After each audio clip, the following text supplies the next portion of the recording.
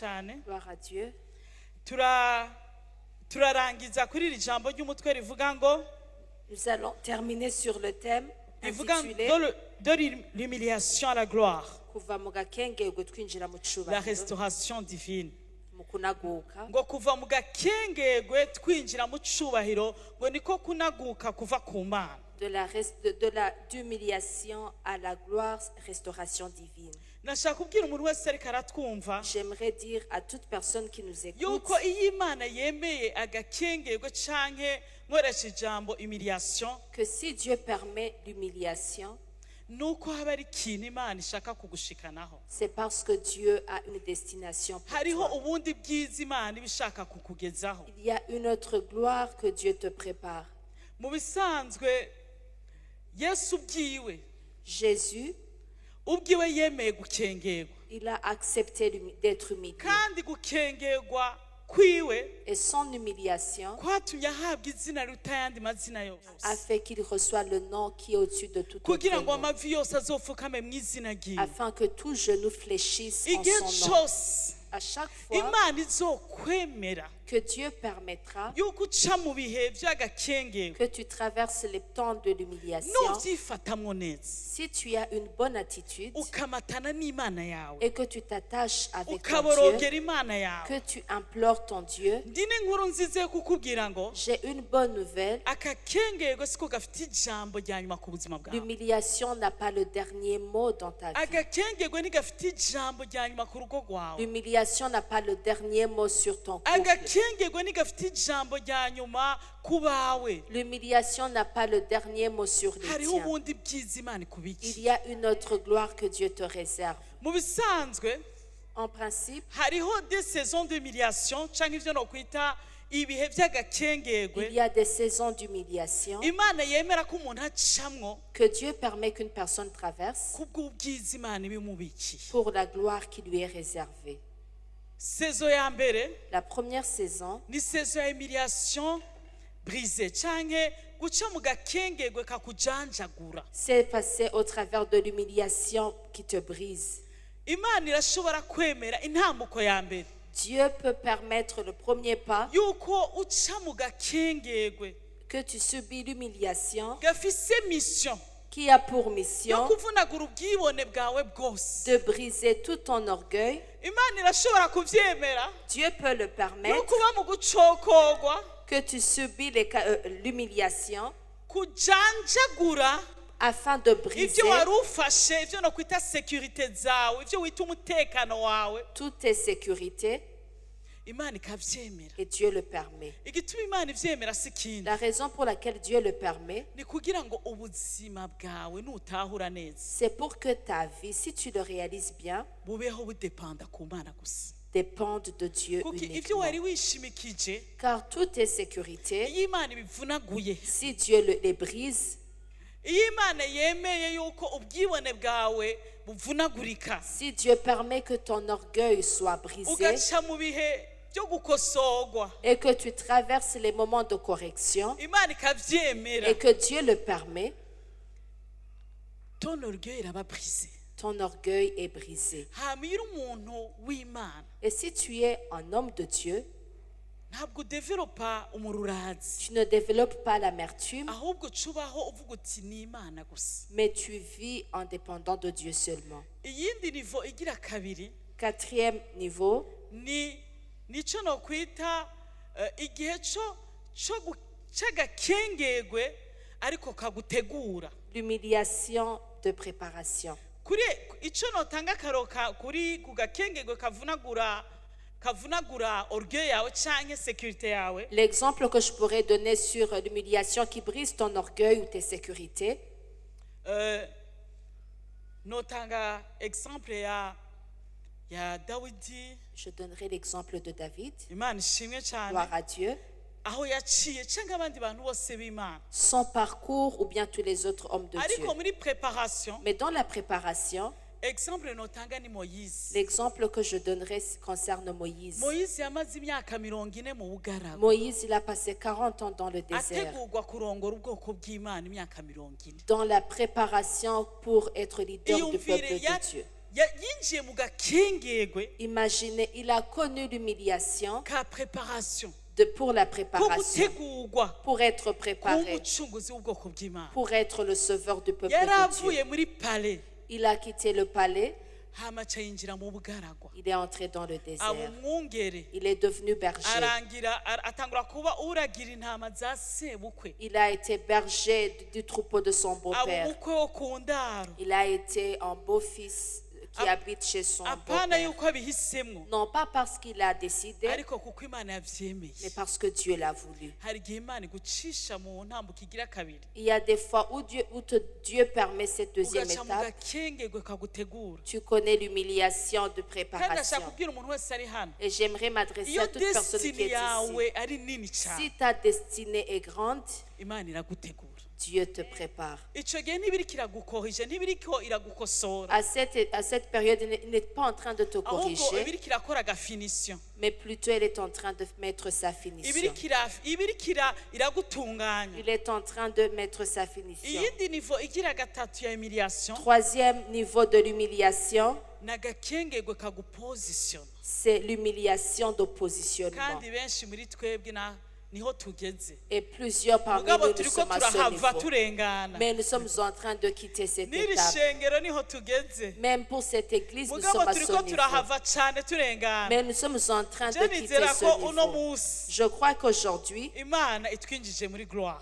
Dieu nous fait entrer dans la Nivyo gloire. nizeye. C'est ce que je crois. Kuko mperuka Imana imbwira ko turi muri positionnement. Car Dieu m'a dit récemment que nous sommes dans le Imana positionnement. ishimwe cyane. Gloire à Dieu. Humiliation ya positionnement L'humiliation de ni igihe positionnement, Imana igushira ahantu ho mu cubahiro c'est là où Dieu te place dans un endroit de gloire. ugasanga uronse icubahiro nk'uku kwa mama Joy canke kwacu twese Tu reçois la gloire telle que Mama mugabo Joy, bien ugasanga d'autres personnes. manifestation ntiriko iraboneka gose Mais la manifestation n'est pas ugaheza tangible. amashuri hakaba icubahiro Tu termines les études, il y a la gloire, ariko ugasanga ntabwo ari ikintu kigumaho kibomoka mais ce n'est pas quelque chose qui ntabwo ari demeure. explosion C'est pas une explosion. ugasanga business yawe igenze neza Ton business réussit, mugabo ugasanga ntabwo bigaragaye ngo uciye utangura kuja mu mahanga urangura canke ngo ugwize amaskirisare canke bavyita gute muri business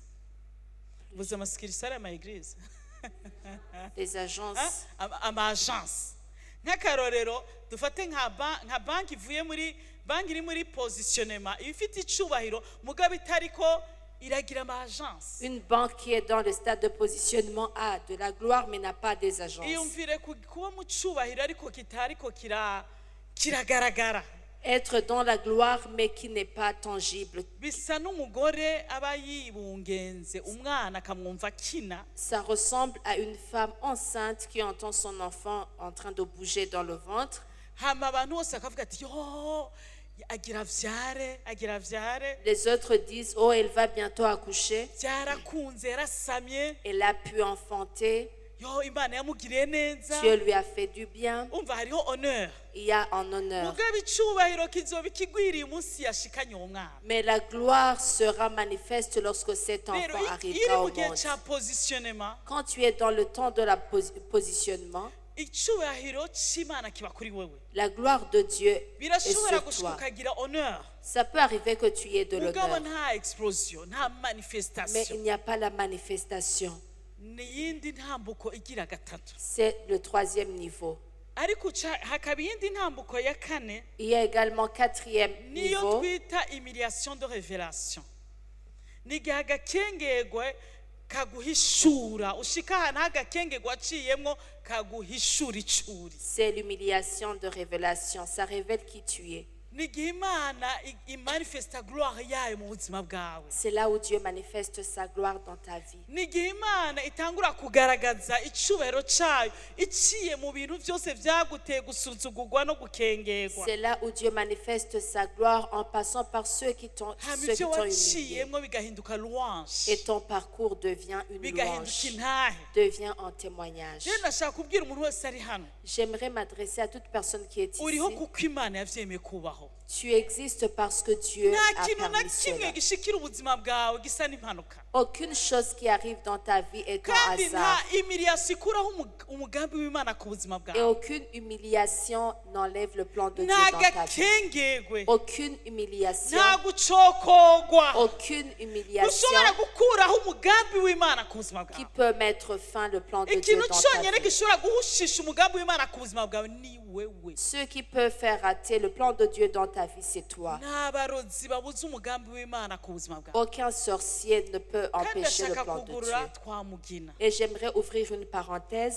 shengero ry'ubugingo busagutse Église de Abundant Life Church. nuguriye twamugina J'ouvre des ntihagire parenthèses. umuntu muri mwebwe asubira gutinya umurozi Qu'il n'y ait aucune personne parmi vous qui craint les uburi muri sorciers. mwebwe afite inkomezi gusumba uburi mu bisi Celui qui est en vous est plus fort que celui iyo qui est dans le monde. abarozi bafite ijambo rya nyuma ku buzima bwacu Si les sorciers auraient le dernier mot dans bamwe notre muri vie, twebwe ntituba tukiriho les uns parmi nous ne seraient pas encore ngenda vivants. kubwire ko uno munsi kuba waramutse Aujourd'hui, si tu t'es réveillé n'abawe bariho et si les tiens sont en vie, si uko satani yafashe ikonje ce n'est pas parce que le diable est en congé, ahubwo ni uko wamunaniye c'est parce que rero ntimugende il a gupfukamira échoué. ibicaniro bitari byo N'allez pas vous prosterner sur de bamwe faux muragenda autels. mugasiguza abantu none nk'ugiye gusiguza umuntu umushyira ikiganza Les uns, vous allez consulter les autres et vous leur donnez vos mains. akagucira mu ntoki Et une personne crache dans votre ngo arabe paume ngo aho ibirozi bigeze pour voir le stade de la sorcellerie. spirituellement bisigura iki Qu'est-ce que cela signifie reka spirituellement? ndayikubwira Laisse-moi te dire. agutwara umugisha wawe wose Cette personne t'enlève toute la avuma ibikorwa bénédiction. by'intoke zanyu Il maudit le igihe travail de vos kirageze aho mains. tubabwiza ukuri Il est temps qu'on vous dise la benshi vérité. barabamanipira Les uns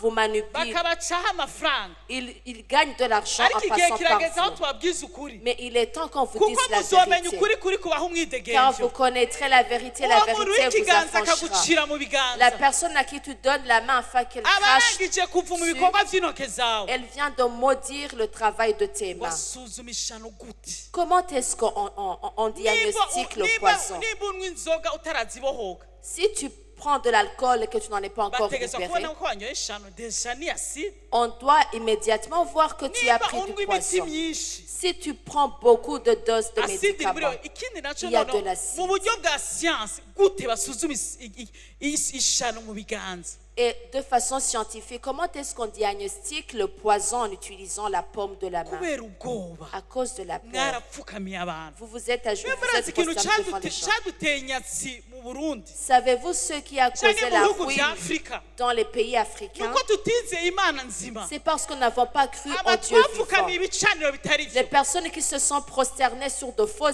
hôtels, kuko ibicaniro upfukamira byose bitari iby'imana nzima tous les hôtels qui ne sont pas du erega Dieu ngire vivant, mbabwire abantu b'imana j'aimerais vous dire, ntimugakirishe peuple ibintu du Dieu, ba sogokuru bacu nos ancêtres, ba nyogokuru bacu nos ancêtres, ababyeyi bamwe bacu certains de nos bagendeye parents, mu bupfumu ils ont fait la kandi upfumu sorcellerie. ukwega inyatsi Et cette sorcellerie Upfumu cause la ukwega ruine. umupfumu Cette sorcellerie Niyo mpamvu amène la inyatsi malédiction. itabura. C'est pour cela que la ruine ne manque pas. ushobora gusigura gute Comment est-ce que tu peux expliquer amahirwe dufise les opportunités que nous avons, ibintu byinshi usanga dufise toutes les bonnes choses que ubwo nous avons, kamenga dufise ikintu cy'inyatsi mais nous avons la nuko na ruine? twebwe twakijijwe C'est parce que nous aussi qui sommes twaretse sauvés, ijambo ry'imana nous avons abandonné la parole de dutangura Dieu kuraguza mu bicaniro by'abavugishwa et b'ibinyoma nous sommes partis dans les hôtels des faux iyo prophètes. ugiye mu gicaniro cy'umuvugishwa Si tu te rends dans un hôtel d'un prophète, utagiye kurondera imana n'allons pas chercher Dieu, ugiye kurondera umuntu mais pour consulter une ugiye personne, kumusiguza iby'ubuzima pour bwawe lui consulter en ce qui concerne ta ugiye vie, wamuhanze amaso en ayant tes regards fixés sur la ugiye personne, wamwizigiye en ayant confiance en la erega personne, umuhamprashije n'imana tu le remplaces avec Dieu. ukagenda ahantu Tu te rends dans un ugatanga endroit, ibiganza tu byawe donnes la paume de tes mains, bakabicirako on crache dessus. bagatanga umuti umwe urashobora kubaza umuti umwe Tu t'imagines un seul médicament, umuti umwe uvura ishano yo mu nda n'iyo mu kirere Am- none yaciye mu ijuru umuti umwe un médicament qui soigne le poison qui est passé au travers du reka niyo ventre. mpamvu amadiplome yacu atagira ikimazi C'est pour cela que nos none diplômes n'ont nimba plus de valeur. warize ishure basi nayo bari imyaka imyaka 10 n'ingahe Si tu as nawe étudié warase pendant 10 ans, muri tronkome imyaka 9 disons que tu as étudié 9 ans, ushobora gufata umuti w'ishano umwe uvura indwara zo hejuru n'izo hasi n'izo wanyoye n'izo bagusize gute comment est-ce que tu peux prendre un seul médicament qui soigne le poison, que ce soit du même ventre, montant même dans même prix qui coûte le même montant? mwe murazi ko ijya miti uko muyinwa ngo idetruise amashano ariko idetruise ibihimba biri muri mwebwe biri fragile Savez-vous que les médicaments que vous prenez détruisent les parties du corps? wayishwe n'ishano wakinyoye ufise ikibazo c'ama intestine arasambuka Tu dis qu'il est décédé à cause du poison. Tu as pris le médicament alors que tu as un problème ijya miti intestinal. irabasambura Ces maladies, je ntaco ntinya nta Moi, murozi ntinya n'umwe je ne crains aucun sorcier. mu ndwi iheze La semaine passée, hari umuntu yadekrese aravuga ngo mugiye kumva ngo inkuru ngo pasteur Yedidia yapfuye ndiho sindiko ndapfa il y a une personne qui a dit, vous allez entendre la nouvelle que pasteur Yedidia. Moi, je ne crains aucun ikiri sorcier. muri jewe gisumba inkomezi kibiri mw'isi Celui qui est en moi est plus fort que celui qui est dans le monde. Et j'aimerais vous dire ntaco sincèrement, ndabasuvya na kimwe je n'ai rien plus que kuko vous. nkemu w'Imana ari muri jewe Car le Saint-Esprit qui est en moi, c'est le Saint-Esprit qui est en toi. nibakakubuza amahoro Qu'on ne t'empêche pas, qu'on ne te vole pas la paix, nibakagutesha umutwe qu'on ne te fait pas perdre la tête. dufise imana ishoboye Nous byose avons un Dieu dufise tout-puissant. ubushobozi buri hejuru y'ubundi bushobozi Nous bwose avons la puissance qui est au-dessus de toute puissance. bazotugerageza ariko ntibazodushobora Ils vont essayer, mais ne nous vaincront pas. uwo turi we Car celui qui est en ico nous, turi notre identité isumba ikiri mw'isi est forte que ce qui est ibindi dans le vyo monde. vyo muriko ibindi vyo vyo je nabimenye nacerewe shaka no kubivuga Le reste, je l'ai appris en dernier.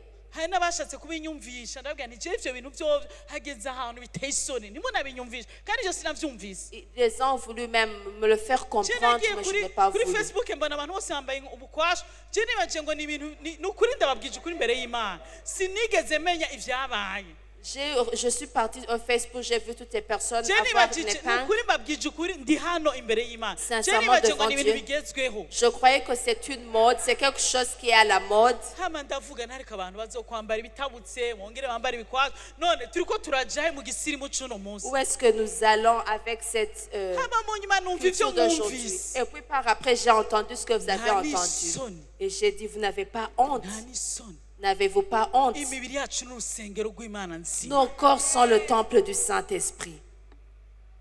reka tugaruke antuka abana bo muri iri shengero Les enfants de cette église, ishengero ry'ubugingo busagutse église de la vie twebwe abondante, turabatanga ubuzima nous sommes appelés à communiquer la ntibapfa vie. kubudutwara gutya On ne peut pas nous la prendre comme on le veut. ntibapfa kubutunyaga On ne peut pas nous la voler comme on le veut. Amen. urazi uwo muntu igihe yadekretaga ntiyabivuze mu buryo bwo kuvuga ngo narabivyeretswe yarabivuze n'ururimi Une personne c'était comme si c'était un décret. arabibwiye arabirungika arabintumako Et la kandi personne, irya kabiri et c'est la uwundi deuxième muntu fois. yarabikoze Il y a une autre personne qui l'a fait. rero nimukemera iterabwoba rya satani N'acceptez pas la terreur du diable. haleluya Amen.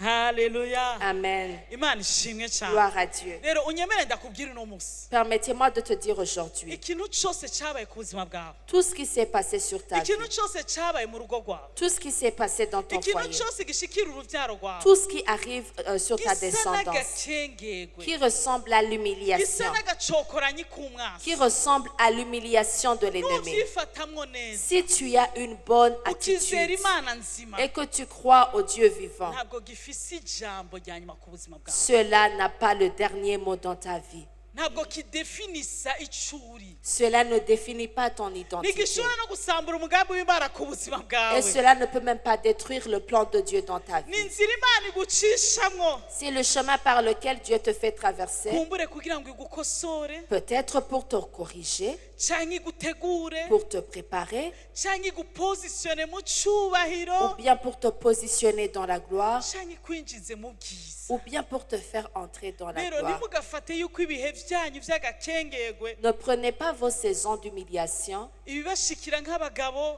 tout ce qui vous arrive, ibabako nk'abagore tout ce qui vous arrive, femme, ibabako nk'abavyeyi tout ce qui vous arrive, parents, ibikubako nk'umujene tout ce qui t'arrive en tant que jeune, ajya amapoto yose bagukubita aho wafyashije toutes les mauvaises réponses que tu reçoives de la part des fiancés, bajya bose baguheba celles qui t'abandonnent, burya buzi bwose usanga barakwirukanye tous les travails là où tu as été ni licencié, transition vers la gloire c'est une transition vers la gloire. ni transition vers la gloire C'est une transition vers la gloire. reka dusome muri Yesaya Lisons dans Ésaïe, igice cya 54 Ésaïe chapitre 54, umurongo wa mbere ugeza ku w'indwi du verset 1er jusqu'au reka verset mbasebe 7. mwandike iyi mirongo Je vais vous demander d'écrire ces versets, ni mirongo itatu 3 hama versets, ndaza gusaba abazi baradusomera bafite mikrofone et je vais demander, mugabe Yesaya ndayikunda cyane mais j'aime ce chapitre d'Ésaïe.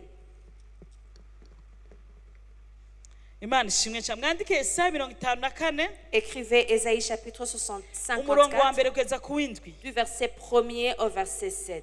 mwandike na Sofoni mu kirundi ni Zefaniya Écrivez dans Sophonie, mu kirundi ni Zefaniya Sophonie, igice cya gatatu chapitre 3, umurongo wa 19 verset 19.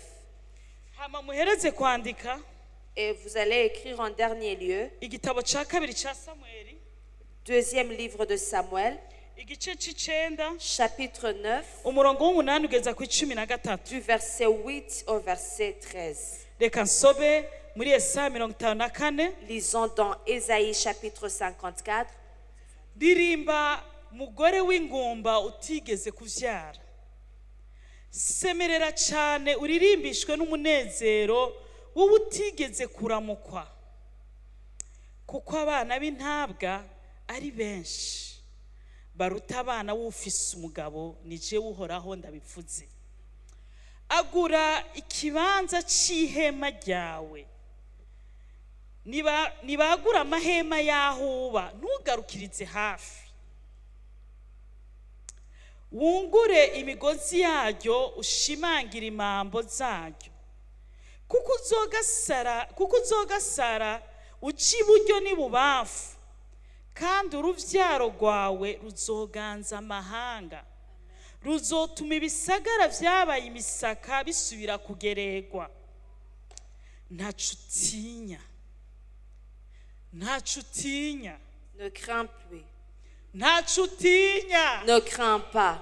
kuko utazoteterwa Amen. ntumaramare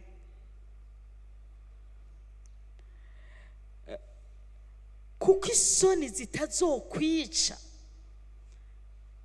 kuko uzokwibagira isoni wagize mu buto bwawe n'umugayo wo mu bupfakazi bwawe ntuzosubira kuwibuka kuko jewe umuremyi wawe ari jewe mugabo wawe uhoraho nyene ingabo niryo zina ryanje uwera wa Isirayeli ni jewe mucunguzi wawe nzokwitwa imana y'isi yose kuko jewe uhoraho ndaguhamagaye nk'umugore w'intabwa afise intuntu mu mutima ndagucunguye nk'umugore wo mu bucance yari yarirukanwe ni jewe imana yawe ndabivuze mbaye ndagutaye akanya gato ariko nzokwiyegereza ndagufitiye imbabazi nyinshi imana ishimwe cyane Gloire à Dieu. aya majambo Ces paroles, ntabwo ari kabwira umugore mu buryo bw'umugore elle n'est pas adressée à une femme en tant que ni femme. imana yari kibwira ubwoko bwayo C'est Dieu qui s'adressait à son peuple. kuko imana imbere y'ubwoko bwa Isirayeli Car Dieu, face à son peuple d'Israël, yita Isirayeli umugore wayo il appelait Israël son nk'uko na épouse. Kristo akwita umugeni wiwe Tel que Christ t'appelle son épouse. ataravye ko uri umugore canke uri umugabo Sans- canke uri umusore canke uri inkumi Sans considérer ton genre, que tu sois femme, homme, jeune. aya majambo Ces paroles, ni igihe imana yari kibwira ubwoko bwayo C'est lorsque Dieu s'adressait à son igihe peuple, bari bafise agahinda k'uko batawe, lorsqu'ils avaient le chagrin d'être igihe perdus, bari bafise umubabaro mwinshi w'ivyo baciyemo, lorsqu'ils étaient attristés par leur parcours, yuko bangajwe bakanyagwa. qu'ils sont devenus vagabonds et qu'ils ont été Imana yariko pillés. ibasezeranira ibihe bishasha. Dieu était en train de les promettre de nouvelles Nanje saisons. ndashaka kuvugishwa ku buzima bwawe, Et j'aimerais prophétiser sur ta vie. inyuma y'ibihe vy'ubutabwa, Après les saisons de inyuma rejet, y'ibihe après vy'agakengerwe, les saisons d'humiliation, inyuma y'ibihe après les saisons vyo kubona ibintu byose bigenda nabi, de voir toutes choses ne Imana pas marcher, yakuntumyeho ngo hari ibihe bishasha winjiyemo. Dieu m'a envoyé vers toi pour te dire qu'il y a Hariho de nouvelles nouvelle saisons. saison. Il y a une nouvelle saison. Ndashaka kubwira yuko ibihe vy'agakengerwe J'aimerais te dire que les temps d'humiliation sivyo bigera ubuzima bwawe, ne définissent pas ta vie kandi sivyo bizoshiraho iherezo ku buzima bwawe. et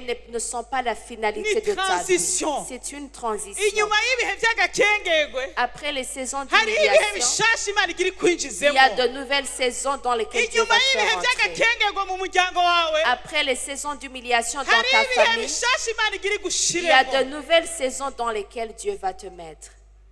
Imana iravuga kuri uwo mugore Dieu ari we- parle. ari we bwoko bwayo, Dieu parla sur cette femme qui est ivuze son umugore épouse. w'ingumba. Imaginez une femme stérile. Ntabwo Imana yariko ivuga kutavyara, Dieu ne parlait pas de ne pas enfanter, kuko yariko ibwira ubwoko bwayo, car il s'adressait à ariko son yariko peuple. ikoresha ururimi bashobora Mais gutahura. il utilisait le langage qu'il pouvait Mu comprendre. isezerano rya kera Dans l'Ancien Testament, umugore w'ingumba yagendana isoni, une femme stérile été kuko couverte de honte, vyasigura igihano c'Imana. car cela signifiait un jugement de Rero Dieu. Imana yariko ibwira ubwoko bwayo, Dieu s'adressait à son peuple, kuko n'ikigereranyo c'umuntu amasezerano y'Imana yatevye. car cela symbolise une personne dont les promesses sont tardées. Uno munsi Imana yampaye iri jambo ku buzima bwawe, Aujourd'hui, Dieu m'a donné cette parole wowe sur ta wumva vie. yuko amasezerano y'Imana yatevye, Toi qui penses que les promesses de Dieu ont tardé. wowe ubona ko atakiriko kiracamwo, Toi qui vois que rien ne marche. wowe uriko uravuga ko atagikunda, Toi qui dis que rien n'est possible. wowe uriko uraba mu kumaramara no gukorwa n'isoni. Toi qui est déshonoré et couvert de Hariho honte. umugisha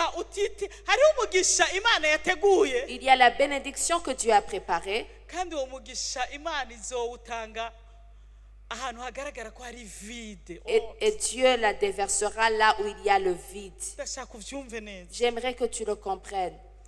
Ivuze ngo wa mugore w'ingumba Il dit, toi femme stérile, ugiye kubona uruvyaro rwinshi. tu auras une grande Bisigura postérité. ngo Ce qui veut dire, ahatategerezwa kuba ubuzima, là où il ne devrait pas avoir la vie, ahatategerezwa kuba umugisha, là où il ne devrait pas avoir la bénédiction, abantu mwari murindira amasezerano y'Imana yuko bageraho mukabona yatevye, les personnes qui attendaient les promesses de Dieu mais qui le abantu voient mwabona ko tarder, atagicamwo atakivamwo, les personnes qui voyaient que rien ne marche, rien ne fonctionne, hari umugisha Imana igira ivumbure, il y a une bénédiction hari que Dieu umugisha va Imana igira amener. igusurprene. Il y a une bénédiction par laquelle Dieu va te Urashobora kuba surprendre. uriko uravuga uti none uzoca he? Tu peux te demander par où cela va passer.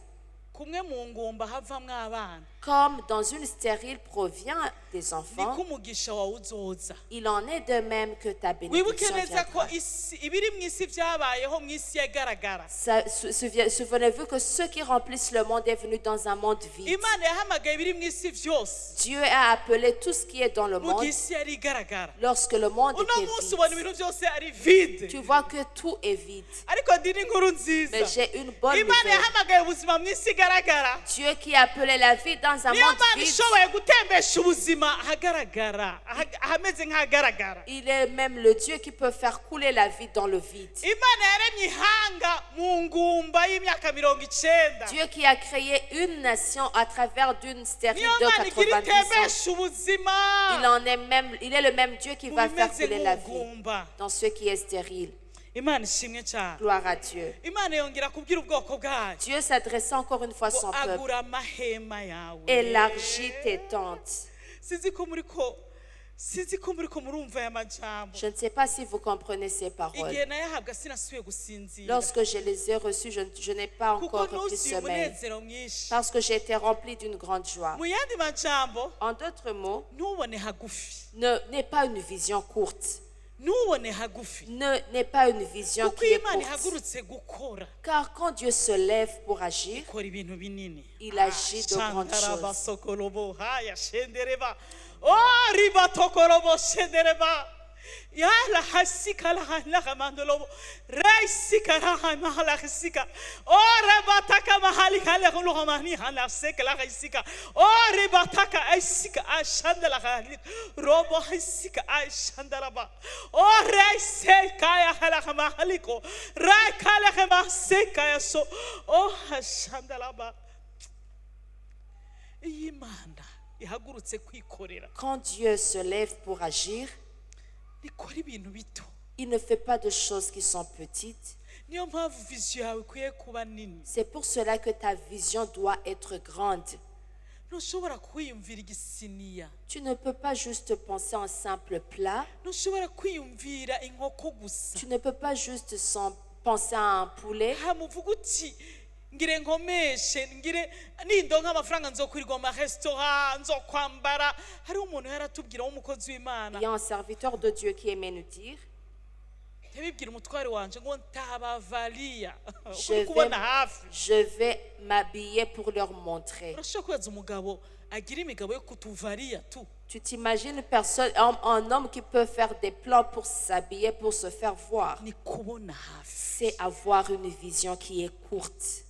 icyo imana igira ikore Ce que Dieu va faire, tangura ubone kure commence à avoir une vision qui ntawe est grande. ukomeshe nta n'uwo wemeze Tu n'as personne à convaincre. gira viziyo nini Et une vision kuko imana grande. ihagurutse gukora Car quand Dieu se lève pour agir, ikora ibintu binini il opère de grandes yesu choses. igihe yarobesha amafi intumwa ziwe Quand Jésus a fait la pêche par ses disciples, yarabarobesheje amafi kugeza aho isenga zabo zitabuka ils ont pêché jusqu'à ce que leurs filets ont été igihe détruits. yakura wa mupfakazi mu madeni Lorsque il a délivré la femme des dettes, ingunguru zose yatiye zaruzuye iyo imana ikoze quand Dieu agit, imana ikora ibintu binini ba Dieu fait de grandes choses. imana ishimwe cyane Amen.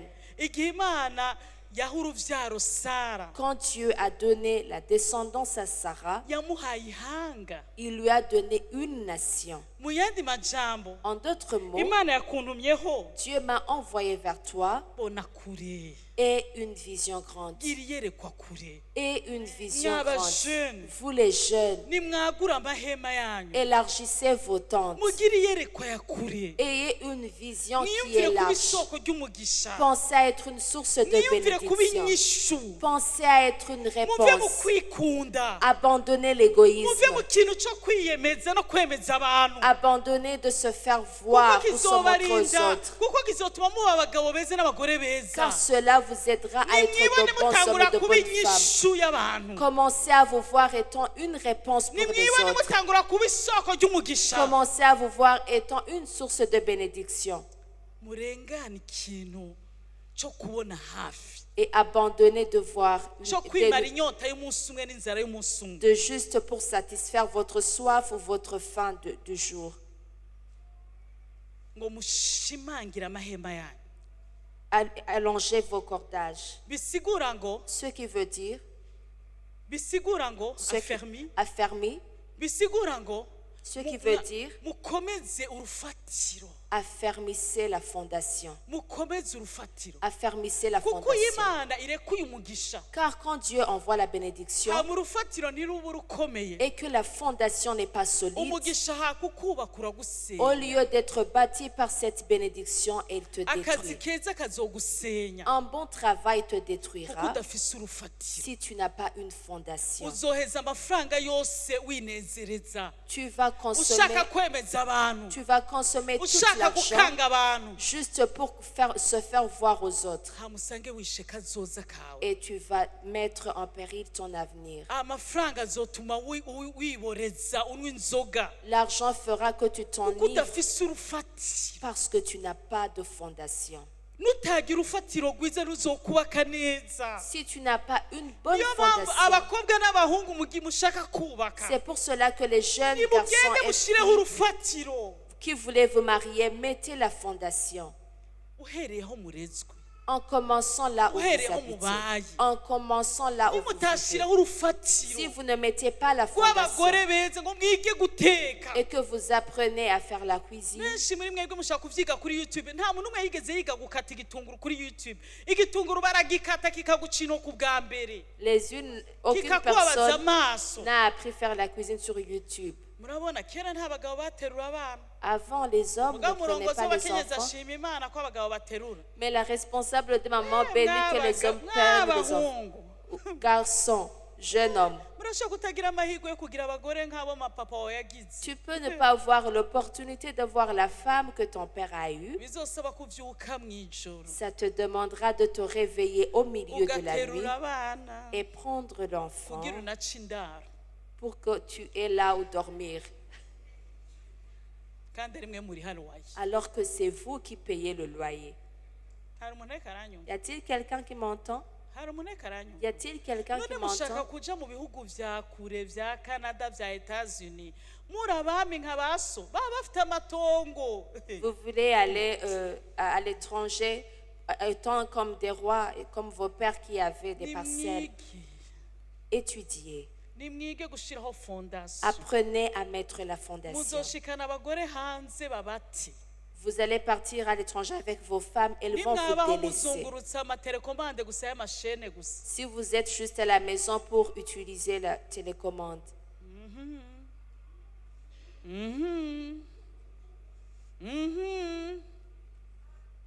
birashobora gukunda mu Burundi kubera dufite abakozi ariko ntibizoshishikara hanze ça peut marcher au Burundi parce que nous avons les domestiques, Nimushireho mais à l'étranger, urufatiro. mettez la fondation. mushireho urufatiro Mets la fondation. umugisha munini ugusanzwe udafise urufatiro wo gusenya Une grande bénédiction, mais qui n'a pas nimuhagarike de ikintu cyo fondation. gusayangana kitagira fondation Arrêtez le m'as-tu vu qui n'a pas de fondation. arrete matuvi très bien gisubiremo neza Arrête- hagarika wambonye atarufatiro Arrêtez le m'as-tu vu sans que tu n'aies la fondation. hari umukobwa ari hano Y a-t-il une fille qui est hari ici? umuhungu ari hano Y a-t-il un jeune homme qui est ici? imana ishimwe cyane Amen. ntutinye Ne crains point. ntutinye Ne mu bisanzwe crains pas. imiliyasiyo L'humiliation izana ikintu cyo gutinya amène la crainte, la peur. umuntu afise ikintu cya imiliyasiyo muri we yamana ubwoba Une personne qui a l'humiliation en elle a toujours de la ntitubitebaho peur. twarabibonye ku munsi wa On gatanu ne va pas y tarder, nous l'avons vu le vendredi. iyo umuntu yahuye n'agakenge gusa ngo atinye ikintu icyo ari cyo cyose Quand une personne a connu l'humiliation et la peur de Usanga toutes atinya choses, abantu. elle craint les hommes, usanga atinya gusubira gutangura ibintu elle craint de recommencer à nouveau. ariko ijambo ry'imana Mais la parole de Dieu, rirakubwiye ngo ntutinye tu es dit de ne pas craindre. ntuzongera Tu kumaramara ne seras point déshonoré. imana izokwibagiza isoni wagize Dieu te fera oublier la honte imana iguhe identite nshasha et Dieu te donnera une nouvelle unyemere identité. ndakubwira uno munsi Permettez-moi de te dire aujourd'hui, ubwiza imana iguhamagariye la gloire à laquelle Dieu ubwiza t'appelle, imana igira ikwinjizemo la gloire dans laquelle Dieu va te faire entrer, va mu bwoba quitte la peur. kuko ubwoba buhamagara icyo utinya Car la peur appelle ce ariko dont tu kwizera crains. guhamagara ibyo wizera Mais la foi appelle ce iki dont ni tu igihe cyo crois. gusohoka mu bwoba C'est tentant de quitter la peur ukizera imana ishoboye et byose croire en Dieu ntuzongera Tout-Puissant. kumaramara Tu ne seras pas déshonoré. ntuzongera gukogwa Tu ne n'isoni seras pas couvert de kuko ikintu honte. cyose kigira igihe Car toute chose a igihe un cyo temps. kumaramara cyararangiye Le temps de honte a été n'uwarondera terminé. kugukoza isoni ntazobigeraho Même celle qui cherchera à te unyemere ko mu déshonorer buzima haba n'arrivera des pas. saisons Apprenez que dans la vie, il y a des saisons. warabayeho mu buzima bwo Tu as kumaramara connu une saison d'être warabayeho mu buzima déshonoré. bwo gukogwa n'isoni Tu as connu une saison ariko unyemere d'humiliation. ndakubwire c'est Mais fini permettez-moi de te dire que c'est fini. C'est fini. ntuzongera Tu ne kumaramara seras plus déshonoré. ntuzongera gukogwa Tu ne n'isoni seras plus couvert de honte. kuko imana Car Dieu iguhaye identite te nshasha donne une nouvelle identité. uhoraho umuremyi ngo uhoraho umuremyi agiye kukubera umugabo wawe Ton créateur sera ton époux. mu bisanzwe bibiri ivuze umugabo Quand la Bible parle de l'époux kuko abagabo bari hano barabitahura bose. parce que les hommes qui sont ici le comprennent bien. Ariko ndashaka kubwira abasore bagiye kuba abagabo. Mais j'aimerais m'adresser aux jeunes hommes, jeunes garçons qui deviendront hommes dans le futur. Mu bisanzwe Bibiliya ivuze umugabo, Quand Dieu parle du mot époux, ibivuze ngo ugiye kuba umudefenseur w'urugo rwiwe. c'est une personne qui va devenir défenseur de son foyer. Iyo Imana ivuze umugabo, Quand Dieu parle du mot époux, umugabo mu maso y'Imana, un époux aux yeux de Dieu, Imana iba iriko ivuga umuntu agiye guprena prendre soin, umuntu agiye kwitwararika umugore we n'urugo rwiwe. c'est une personne qui va prendre soin de sa femme et de son ménage. Iyo Imana ivuze umugabo, Quand Dieu parle du mot époux, muri Bibiliya ivuga ugiye kuguha izina.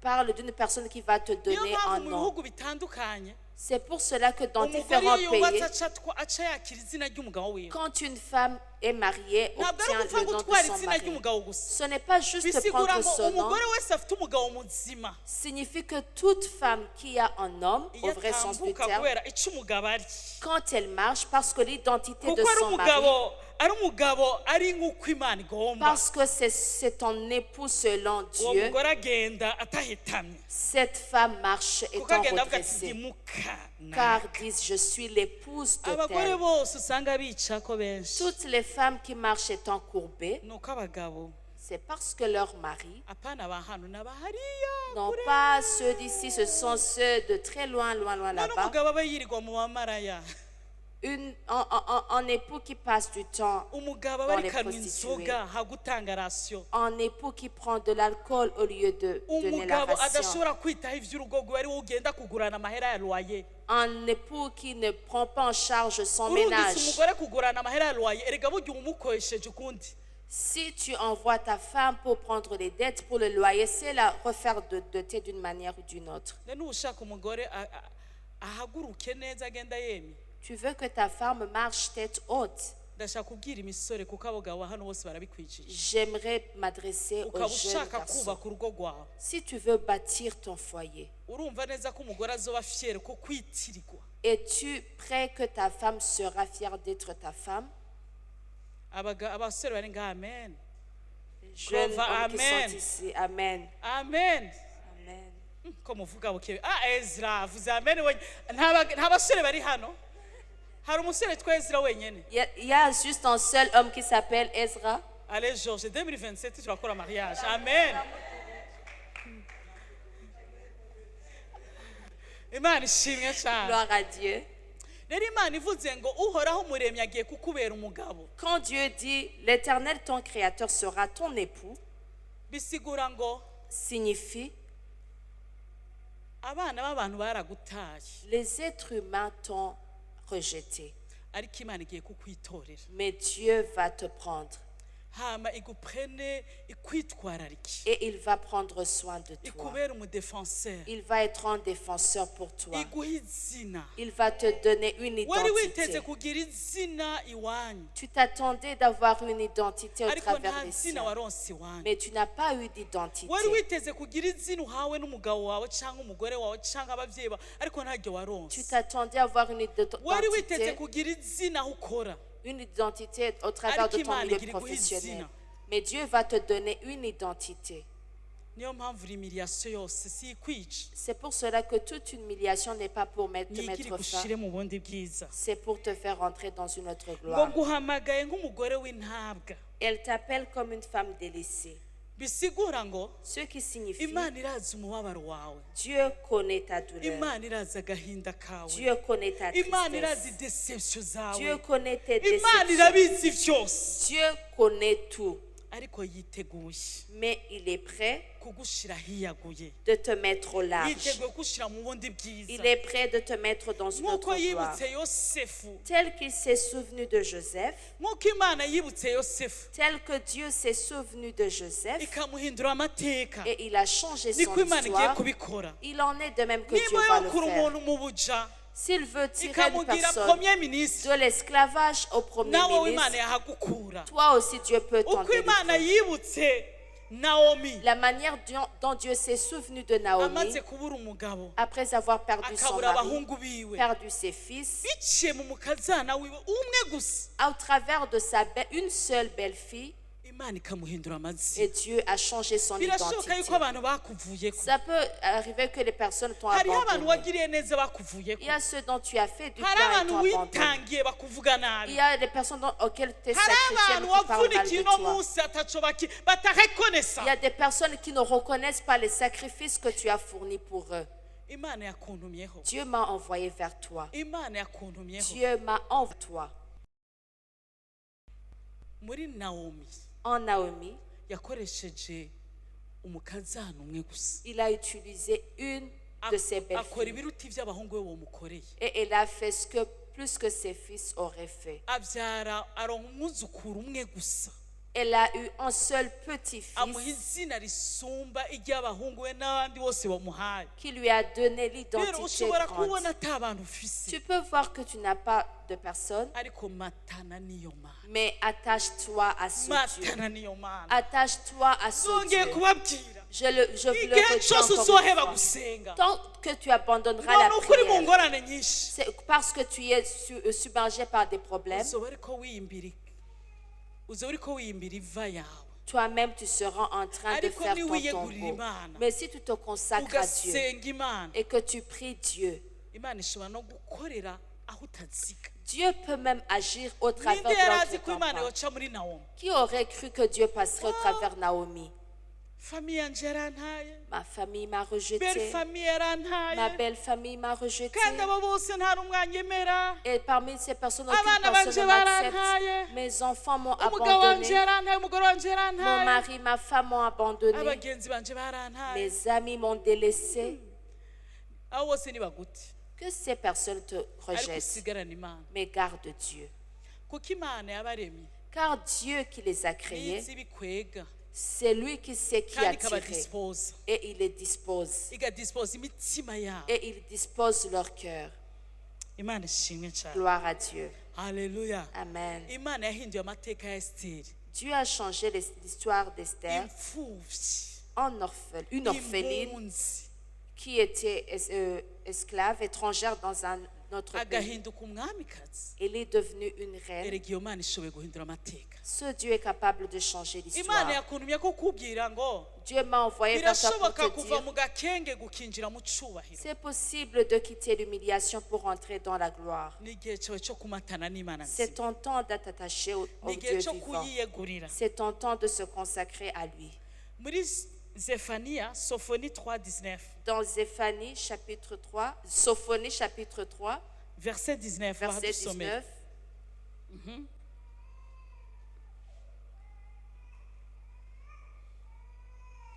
Eheraba ico gihe abaguhahaza bose nzobibabaza eheraba abaguhahaza bose nzobibabaza kandi nzokiza abacumbagira.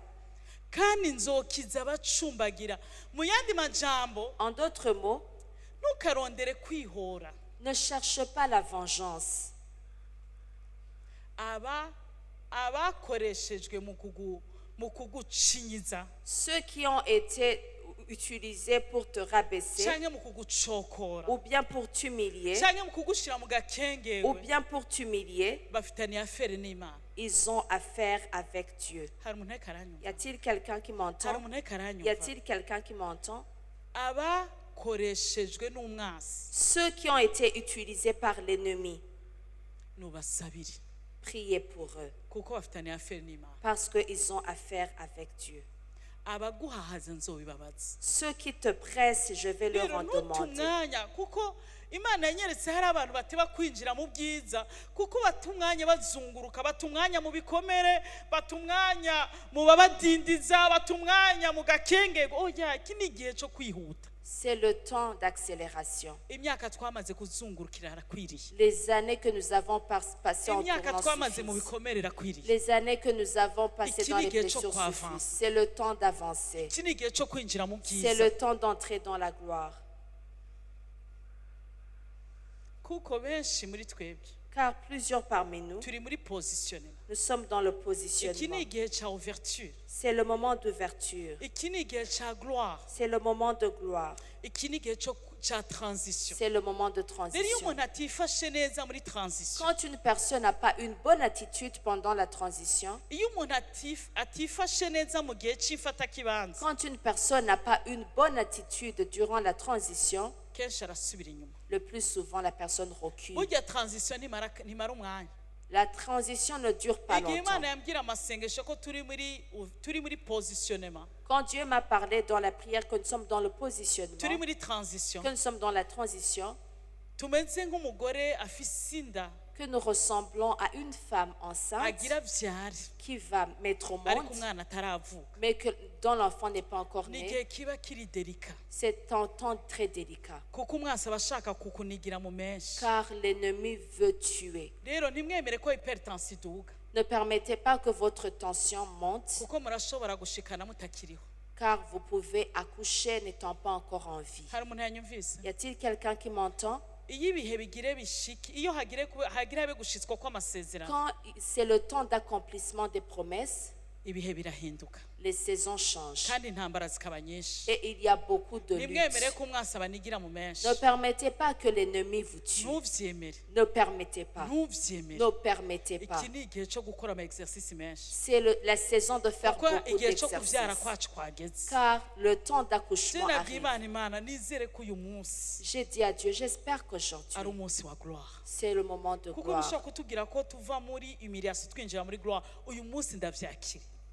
Tu ne peux pas me dire que nous quittons l'humiliation pour la gloire. Aujourd'hui, je le reçois. Esteri, Esther, Imana yamuhinduriye amateka, Dieu a changé ngo son histoire. abaguhahaza nzobibabaza. Ceux qui te pressent, je vais leur en demander. bikaguta umwanya ku baguhahaza, Ne perds pas ton temps pour ceux qui te pressent, tes bikaguta oppresseurs. umwanya ku bari kubagufata nabi ku kazi, Ne perds pas le temps sur les kuko personnes qui te bituma considèrent uzunguruka mal. umugaragwa imyaka myinshi. Parce que ça fait que tu passes le temps dans le désert pendant plusieurs années. bikaguta umwanya ku bakwiba, Ne perds pas le temps pour ceux qui sont en train de te kuko piller. ukwiba gutwara ibintu ariko ntagutwara umugisha. Car celui qui te pille te prenne les choses, mais pas la bénédiction. umuntu yakwiba Une personne peut te voler, ariko ntiyakunyaga umugisha mais w'Imana, ne peut pas t'enlever la bénédiction de Dieu. ntiyakunyaga ivyo Imana Ne yaguhaye. peut pas t'enlever ce que Dieu t'a donné. yagutwara ibintu ariko ntiyakunyaga umugisha. Il peut te voler les biens Rero matériels, nimute pas la umwanya bénédiction. kuri ba mukaso, nimute umwanya kuri bande ba bofre berse, ivyo nimubivemo, Ne perdez pas le temps pour les personnes. kuko abaguhahaza si yo probleme yawe, Car tes oppresseurs ne sont Iyo pas ni ton affaire problème. y'Imana. C'est l'affaire de Dieu. ahubwo ngo hari icyo Imana igiye kwikorera, Mais il y a quelque chose que Dieu va faire. hari icyo Imana igiye Il y a kwikorera, quelque chose que Dieu va faire. ngo igiye guhindura gucokorwa kwawe, Il va changer ton humiliation iguhindura amashimwe. en un sujet de louange. sinzi ko mwahasomye, Je ne sais pas si... subiramo uhasome. Era ico gihe abaguhaza bose nzobibabaza, kandi nzokiza abacumbagira n'abirukanywe ndabakoranirize hamwe, kandi abari n'ibitetegwa ku isi yose. abari n'ibitetegwa, oh haleluya, Amen.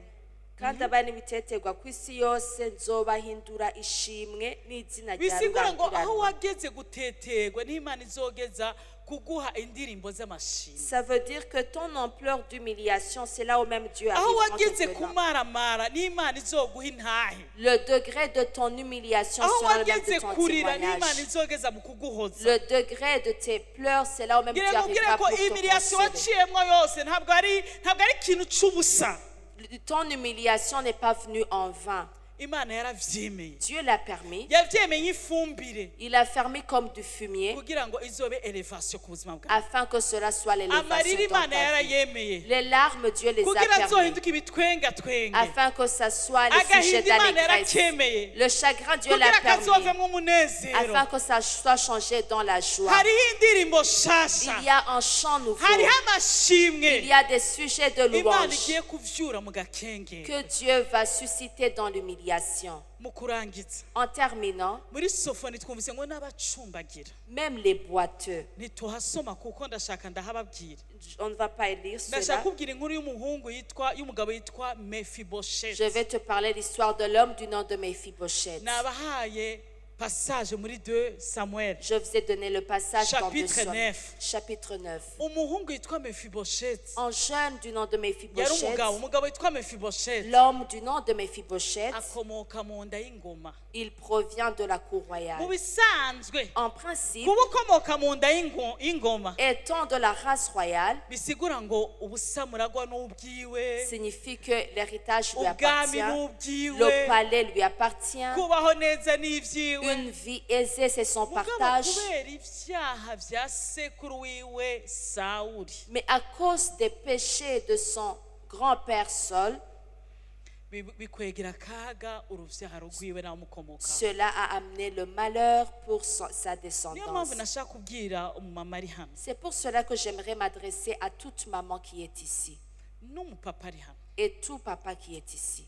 basi uzohore wiyibagira Oublie toi-même, wibuke ko wabyaye mais souviens-toi que tu as des enfants. kandi nubwo imana itoba iraguha umwana Et même si Dieu ne t'a pas encore donné un enfant, humura uzovyara sois sans crainte, tu en auras.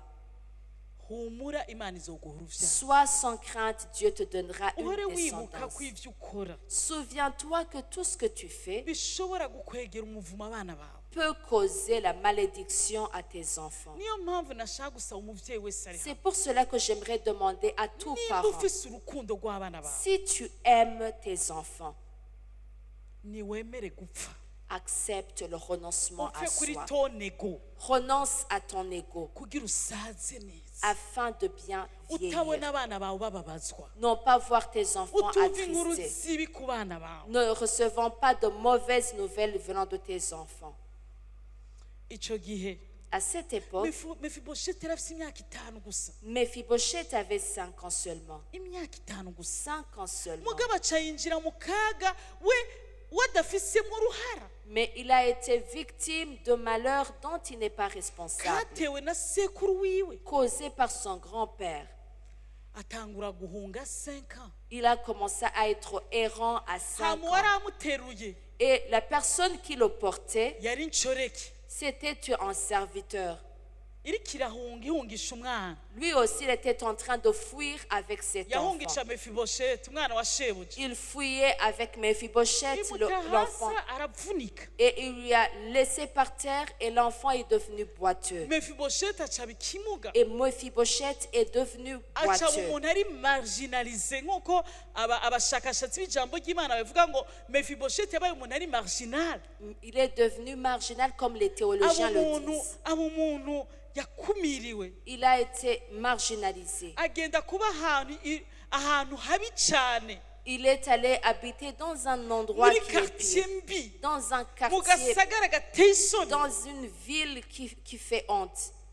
amatongo yose y'iwabo barayamunyaga Toutes les parcelles qui leur appartenaient ont mugabo été kubera pillées. Mefibosheti yavuka kuri Yonatani Mais parce que Mephibosheth descendait de Jonathan, Yonatani umuhungu wa Sawuli Jonathan, le fils de Saul, hama Yonatani nawe yari umuntu yubaha Imana agatinya Imana et Jonathan, il aimait Dieu et il craignait niwe yari Dieu. gusubira ku ngoma ya se Il aurait remplacé son père, mugabo ahishurirwa yuko Dawidi nubwo ari hanze y'umuryango ari we azoba umwami mais il a eu la révélation que bien que David était en dehors de la famille, il yemera sera roi. gupfa mu byo yifuza Il a renoncé à ses désirs, yimatanya n'ivy'Imana igomba il s'est attaché à ce que Dieu munyemerere veut. mw'abajene Permettez-moi de vous dire munyemerere jeunes, mw'abadamu mwe permettez-moi de vous dire vous dames, munyemere mw'abagabo mwe permettez-moi de vous dire vous hommes, nimwemere gupfa acceptez le renoncement, gupfa ku kameremere renoncez à votre charnel mwimatanye n'ivy'Imana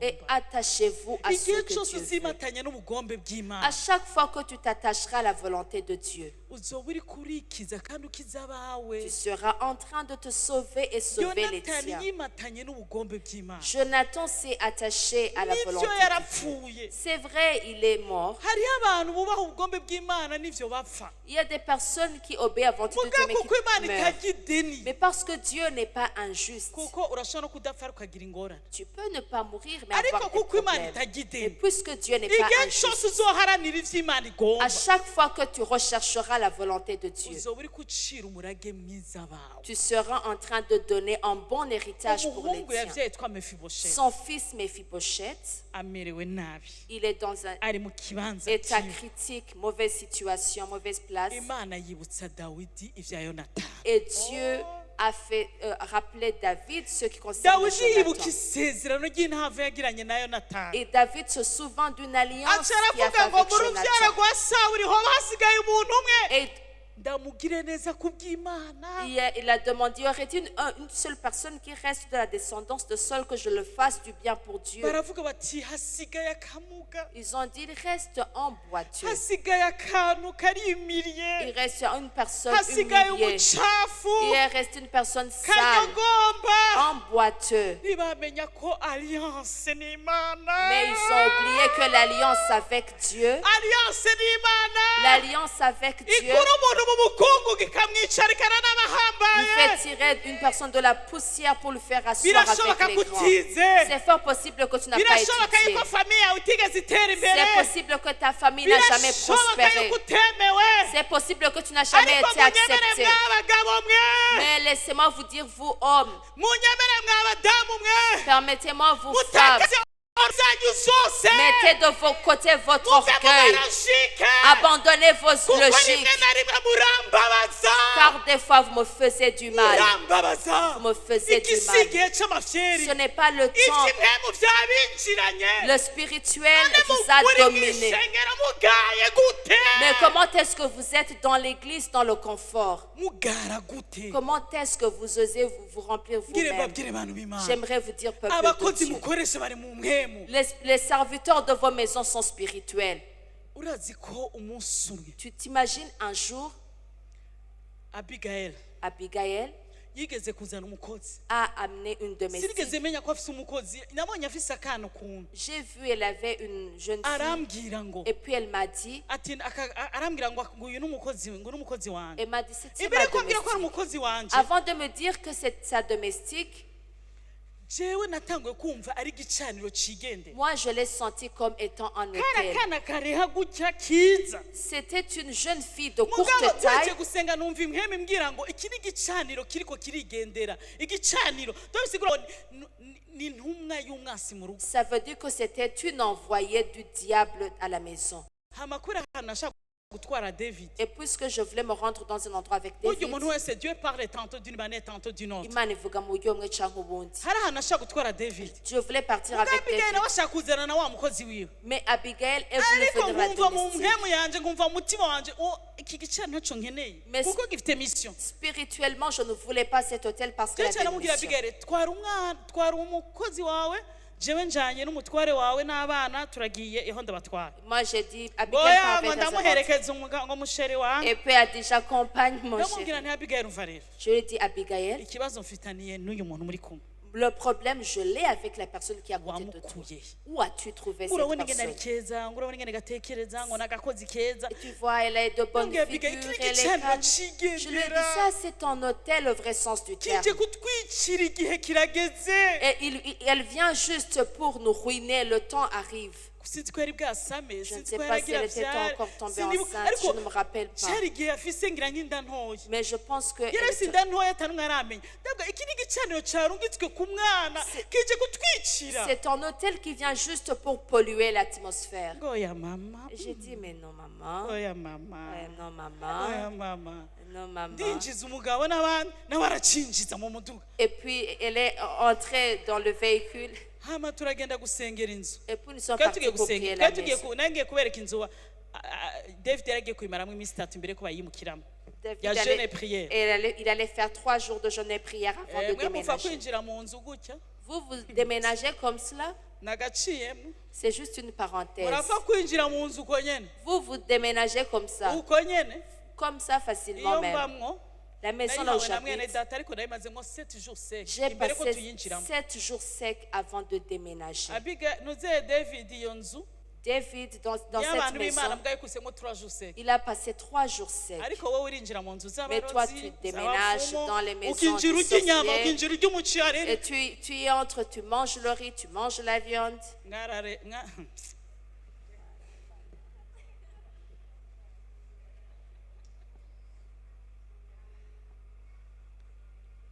hama ca ndabwira ka gakobwa Et je me suis adressée à la fille. ni nturyame mu cyumba cy'abana Ne dors pas dans la chambre des uryame enfants. hajya Tu vas dormir.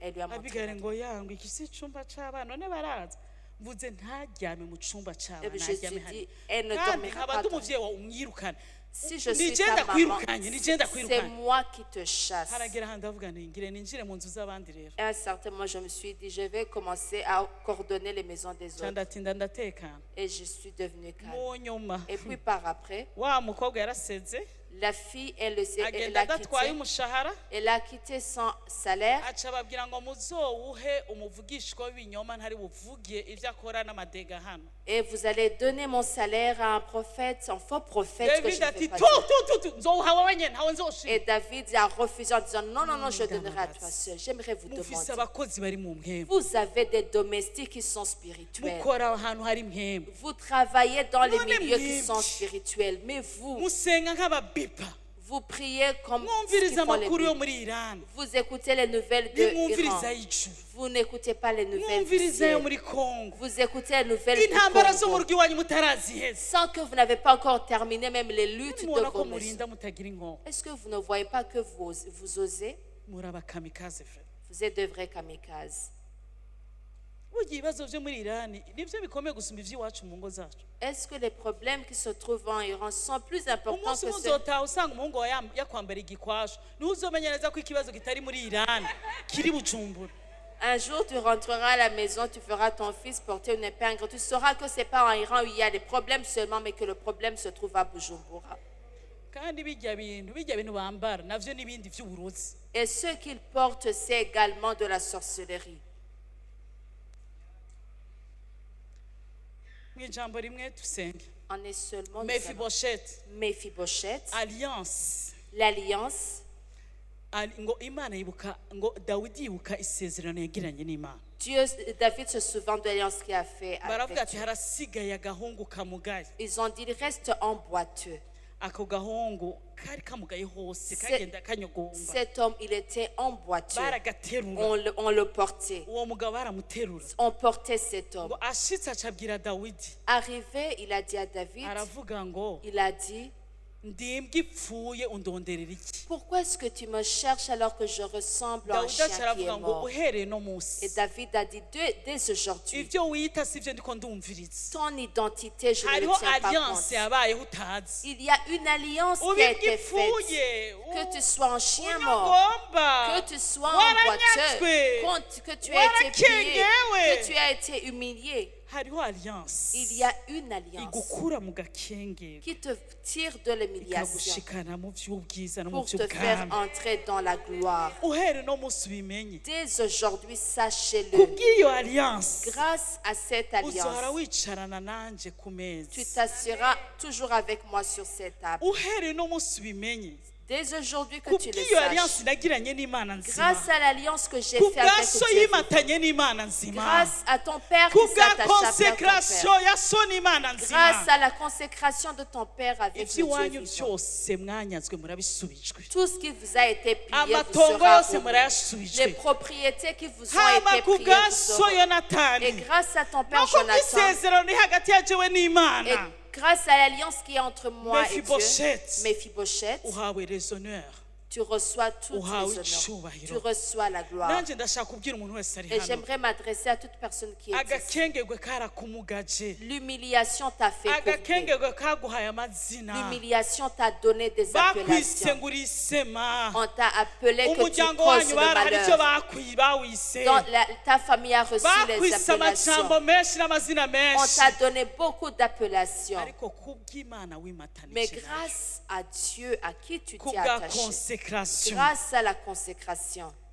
ugiye guhabwa ikibanza cy'ubwiza tu vas recevoir une ugiye place guhabwa de gloire. ikibanza Tu cy'icubahiro vas recevoir une place de kubwo gloire. kwiyegurira imana nzima Grâce à la consécration au Dieu vivant. kubw'isezerano ry'intava riri hagati yawe n'imana Grâce à ton ugiye alliance guhabwa avec Dieu, icyubahiro tu vas recevoir la gloire. kandi ibyo wanyazwe byose Et tout ce qui t'a ngiye été pillé kubigushumbusha byose te sera donné au nicyo imana double. yakuntumyeho C'est ce que Dieu m'a envoyé envoyé vers ubutame toi. bwawe si ubw'ubusa mu mwami Ton sacrifice n'est pas vain dans le amasengesho Seigneur. yawe imana ntiyayibagiye Dieu n'a pas oublié tes kugoroka prières. kwawe imana Ta ntiyavyibagiye justice, Dieu ne l'a pas oublié. kwitwararika ubwami bw'imana imana Dieu ntiyavyibagiye n'a pas oublié ta façon de te Consécration, préoccuper du royaume de Dieu. Dieu n'a pas oublié ta ugusenga consécration. k'umuvyeyi wawe imana Dieu ntiyakwibagiye n'a pas oublié la prière de ton kutavanga parent. k'umuvyeyi wawe imana ntiyakwibagiye Le non-compromis de ton parent, Dieu n'a pas oublié. ry'intahava rya so na nyoko bubaha imana imana Dieu ntiyavyibagiye n'a pas oublié l'alliance de ton père et ta mère qui craint imana Dieu. igira iguha izina Dieu va te donner imana un igira nom. ikwicarike mu Dieu bibanza va te faire by'icubahiro asseoir dans les places de gloire.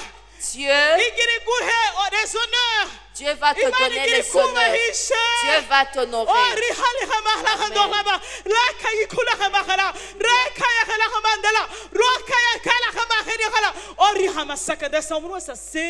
Chacun prie, que chacun prie.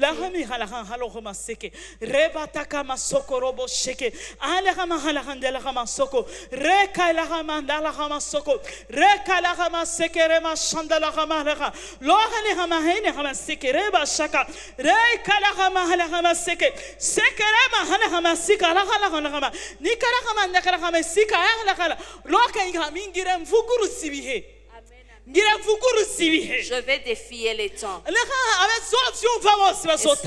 ceux qui vont l'entendre seront étonnés.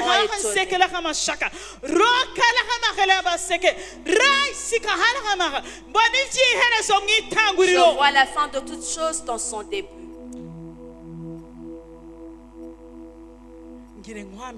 Je vais te revêtir. Je vais accomplir des promesses. Je vais combattre pour toi. Lève-toi et prie pour toi-même. Lève tes mains devant Dieu.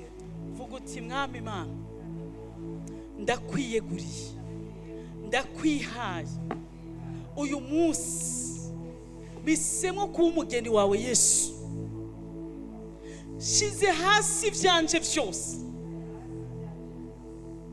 nguhaye ubuzima bwanje waravuze ngo umutima umenetse ujanjaguritse ntuzowirengagize mbabarira ndakwihaye ngiye kwatura ijambo ku buzima bwawe Rahama sandala ha shokolobo shekere masaka riba takara masoko reba takara maseke loka saka oriba taka re sokorobo shaka le sokoro harama halama hari abantu bahora muri confusion irarangiye umuco w'Imana ugiye kubacira inzira hari umuco ugiye kubacira inzira iki ni igihe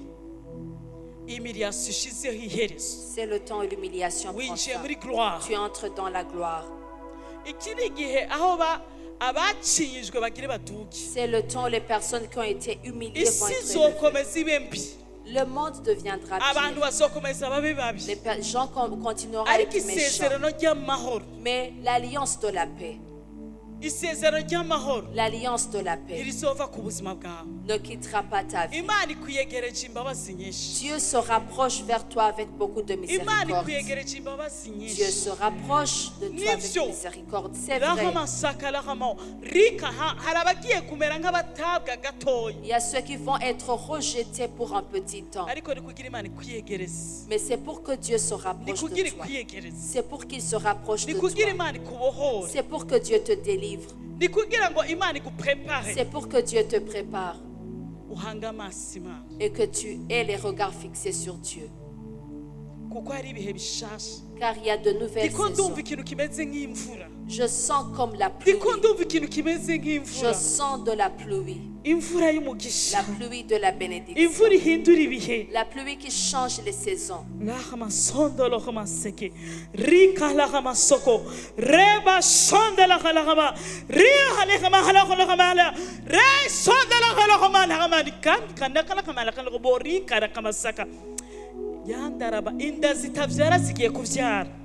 Ceux qui étaient stériles vont enfanter. Il y avait des fissures. Dieu les répare. Je vois une couverture. Je vois une couverture comme protection. Ne sois pas effrayé. Il y a une couverture au-dessus de toi. Il y a une couverture au-dessus de toi. Cela ne t'atteindra pas. Cela n'arrivera pour toi. Car Dieu va te couvrir. Dieu va te couvrir. Les moments de test. Les saisons d'épreuve. Il y a ceux qui vont entrer dans la saison de préparation. Ce seront des saisons d'épreuve. Mais il y a la manne qui viendra. Il y a les rochers dont vous ferez. Ne vous lamentez pas. Ne vous inquiétez pas. Il frayera le chemin où il n'y a pas de chemin. Au nom de Jésus.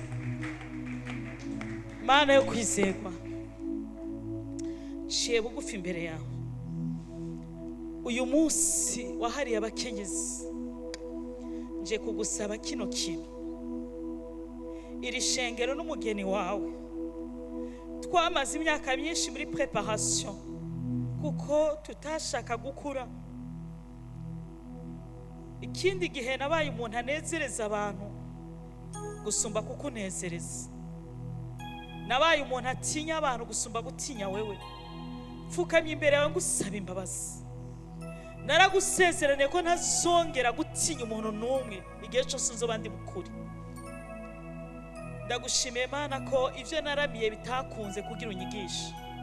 Ivyo nafashe nk'ikirahuri vyamenekanye kugira ngo unyigishe ko ari we Mana. Ndagushimiye ko wambwiye ko twinjiye muri saison ya position na ouverture. Ndabigushimiye Mana. Ariko nje kukwinginga uyu munsi. Twebwe nta burenganzira dusaba isi kuko isi nta cizi duha. Ariko nje kugusaba utwinjize muri gloire. Twarize, twaratahuye, twakuye imitima mu bwoba. Twemeye ivyo usambura bisambuke. Ariko turakwingize twinjize muri gloire. Twinjize muri gloire. Turakene manifestation. Amasezerano ashike ku muntu wese ari hano. Abahagaritse gusenga ubagendere. Abasubiye mu vyaho basubize mu nzira umuco wabamurikira. Abameze nk'ibintazi ubagendere. Uvuga uti Mwami Yesu ndakwihaye ndakwiyeguriye izina rya Yesu.